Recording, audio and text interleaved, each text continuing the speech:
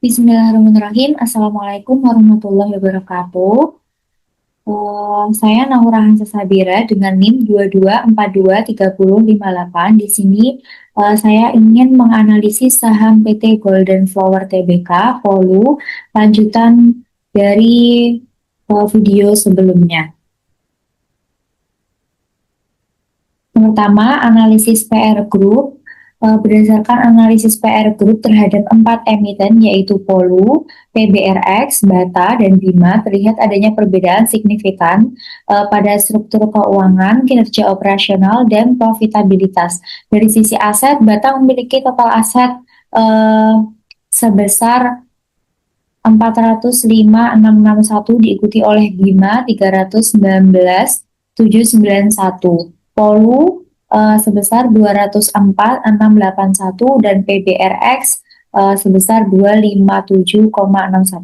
Namun dari sisi kewajiban, Bata dan PBRX mencatat kewajiban yang sangat besar, masing-masing 385.636 rupiah dan 373,89. Bahkan PBRX masih memiliki ekuitas negatif modal min 121 yang mengidentifikasikan posisi keuangan yang rentan. Nah, sebaliknya Polu memiliki modal positif terbesar sebesar 125.516 dengan kewajiban yang relatif rendah dibandingkan asetnya. Selanjutnya, dari laporan laba rugi, Bata mencatat kinerja terbaik dengan laba bersih positif sebesar 197.152, sedangkan Bima juga positif dengan 29.026. Polu dan PBRX masih merugi dengan kerugian terbesar pada Polu sebesar min 1316. Revenue tertinggi dimiliki Bata 459.980, diikuti PBRX 319,93. Polu sebesar 135.521 dan Bima 92.500. Jika dilihat dari rasio keuangan, Bata ini menunjukkan efisiensi aset yang cukup baik dengan ATO 0,82 kali di bawah PBRX yang tertinggi 1,01 kali, namun jauh di atas Bima yang hanya 0,3 kali. Nah, dari sisi profitabilitas atau MPM, hanya Bata yang masih memiliki nilai positif signifikan sebesar 42,86%. Sedangkan Bima mencatat 31,39% dan dua lainnya masih negatif. ROA dan ROI Bata juga jauh lebih baik, masing-masing 48,15% dan 48,18%. Nah, sementara Bima positif dengan ROA 9,08% dan ROE 44,10%. Polu, PBRX, dan Bima masih memiliki ROE negatif, mengindikasikan bahwa tantangan dalam menciptakan nilai bagi pemegang saham. Nah, secara keseluruhan ini, Bata menempati posisi paling unggul dalam PR Group ini dengan kinerja keuangan sehat, laba positif, dan rasio profitabilitas yang tinggi. Bima ini juga berada di posisi kedua meskipun skala usahanya lebih kecil. Sementara itu, Polu dan PBRX masih menghadapi permasalahan profitabilitas meskipun Polu memiliki struktur modal yang relatif lebih sehat dibandingkan PBRX yang berada pada kondisi ekuitas negatif. Selanjutnya, analisis keuangan pada PT Golden Flower Tbk dengan kode saham Polu.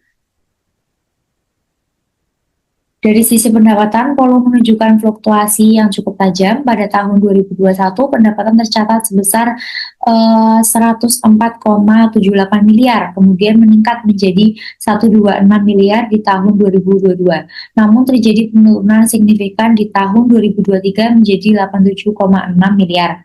Sebelum akhirnya melonjak kembali ke 135,52 miliar di tahun 2024. Meskipun ada pertumbuhan di tahun terakhir, pola yang tidak konsisten ini mencerminkan ketidakstabilan dalam strategi penjualan atau permintaan pasar. Laba kota juga mengalami dinamika yang serupa dengan angka negatif di tahun 2021 min 6,93 miliar, lalu membaik di tahun 2022 sebesar 25,87 miliar. Namun kembali menurun di tahun 2023 dan 2024. Nah, hal ini menunjukkan bahwa meskipun pendapatan meningkat, efisiensi produksi dan pengendalian biaya belum optimal. Selain itu, laba operasi dan laba bersih Polu selama 4 tahun berturut-turut berada dalam kondisi negatif. Laba operasi membaik dari 55,62 miliar di tahun 2021 menjadi min 5,94 miliar di tahun 2024. Dan laba bersih dari min 51,50 miliar menjadi min 1,31 miliar. Nah, penurunan kerugian ini menunjukkan adanya upaya perbaikan operasional namun belum cukup untuk membawa perusahaan ke titik laba. Rasio profitabilitas seperti net profit margin dan return of asset ROA juga mencerminkan hal ini, di mana NPM membaik dari min 49,2% menjadi min 1%, dan ROA dari 25,3% menjadi min 0,6% dalam periode yang sama. Meskipun tren membaik, kinerja masih berada di bawah standar industri. Selain itu, dari sisi struktur keuangan, total aset Polu relatif stabil dengan rata-rata 201,85 miliar selama 4 tahun. Selain itu, total kewajiban meningkat dari 25,09 miliar di tahun 2021 menjadi 49,29 miliar di tahun 2024, menunjukkan peningkatan beban hutang. Sementara itu, ekuitas menurun dari 138,62 miliar menjadi 125,52 miliar, mencerminkan akumulasi kerugian yang belum tertutupi. Nah, rasio perputaran aset atau ATO tetap rendah di kisaran 0,5 sampai 0,7 kali, menandakan bahwa aset belum dimanfaatkan secara maksimal untuk memaksimalkan dan menghasilkan pendapatan. Lalu analisis arus kas juga menunjukkan dinamika yang tidak stabil. Arus kas dari aktivitas operasional sempat positif di tahun 2022, namun negatif di tahun 2023 dan kembali positif lagi di tahun 2024. Arus kas dari investasi sangat fluktuatif dengan angka ekstrim di tahun 2021 dan negatif besar di tahun 2022, menunjukkan ketidakteraturan dalam strategi investasi. Aktivitas pendanaan juga menunjukkan pola yang tidak konsisten dengan arus kas negatif di tahun 2021 min 47,89 miliar dan positif di tahun-tahun berikutnya. Nah, secara keseluruhan, laporan keuangan Polu ini menunjukkan perbaikan bertahap dari sisi kerugian dan efisiensi, namun masih menghadapi tantangan besar dalam mencapai profitabilitas dan stabilitas operasional. Setelah itu, analisis keuangan rasio. Analisis rasio kode saham Polu selama periode 2021 hingga 2024, kinerja keuangan perusahaan menunjukkan dinamika yang kompleks dengan tren perbaikan namun masih tertinggal dibandingkan standar industri menurut referensi dari investing.com. Margin laba kotor sempat negatif di tahun 2021 sebesar min 6,6%, mencerminkan kerugian pada level produksi, namun kembali membaik signifikan menjadi 20,4% di 2022 sebelum kembali menurun ke 7,2% di 2024. Jika dibandingkan dengan rata-rata industri manufakturingan yang berada di kisaran 25,35%, maka efisiensi produk si perusahaan masih jauh dari optimal. Selain itu, margin laba operasi atau OPM juga menunjukkan perbaikan dari min 53,1% ke min 4,4%, namun tetap berada di bawah standar industri yang umumnya mencapai 10-15%, menandakan beban operasional yang masih sangat tinggi. Nah, selain itu, margin laba bersih mengikuti pola serupa, membaik dari min 49,2% ke min 1, namun masih belum mencetak laba bersih seperti rata-rata industri yang berada di kisaran 8 hingga 12%. Dari sisi efisiensi aset, rasio perputaran aset perusahaan stabil di kisaran 0,5 hingga 0,7%, lebih rendah dari benchmark industri sebesar 1,0 hingga 1,5 kali. menunjukkan bahwa aset belum dimanfaatkan secara maksimal untuk menghasilkan pendapatan. Nah, analisis DuPont juga menggabungkan efisiensi dan profitabilitas melalui ROA yang meskipun masih negatif membaik dan dari min 25,9% ke min 0,6%, menandakan adanya perbaikan struktural namun belum cukup untuk mencapai kinerja sehat seperti standar industri 5,10%. Selanjutnya ada analisis valuasi. Berdasarkan hasil perhitungan valuasi saham Polu dengan harga pasar saat ini sebesar 8.825, analisis menunjukkan bahwa saham ini tergolong undervalued baik dengan maupun tanpa pembobotan menggunakan metode pembobotan. Nilai wajar saham Polu diperoleh sebesar 1.639, sementara itu tanpa pembobotan nilai wajar saham berada di angka 2.384 rupiah. Hasil ini menunjukkan bahwa harga pasar saat ini berada jauh di atas estimasi nilai wajar menurut model yang digunakan, yang berarti investor saat ini membayar harga lebih tinggi dibandingkan estimasi fundamentalnya. Nah, komponen DCF, EBITDA exit, dan DCF revenue exit menghasilkan nilai yang relatif rendah, sedangkan pendekatan comparable companies seperti EV revenue, EV EBITDA, dan price juga menunjukkan evaluasi yang tidak mendekati harga pasar.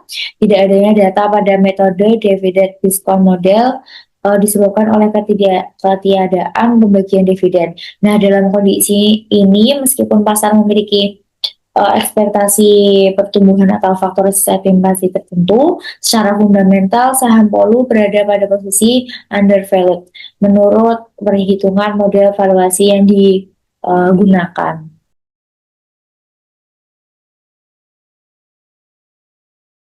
Selanjutnya, analisis teknikal grafik saham. Harga saham Polu menunjukkan perubahan signifikan dalam 5 tahun terakhir. Pada periode 2021 hingga akhir 2024, harga saham cenderung stagnan di bawah 1.000, mencerminkan minimnya aktivitas pasar dan rendahnya minat investor. Namun memasuki awal 2025 terjadi lonjakan tajam yang membawa harga menembus level 8.800 pada Agustus, menandai titik tertinggi sepanjang periode tersebut. Kenaikan ini menunjukkan adanya pergeseran sentimen pasar yang kuat, kemungkinan dipicu oleh faktor spekulatif atau ekspektasi terhadap kinerja perusahaan.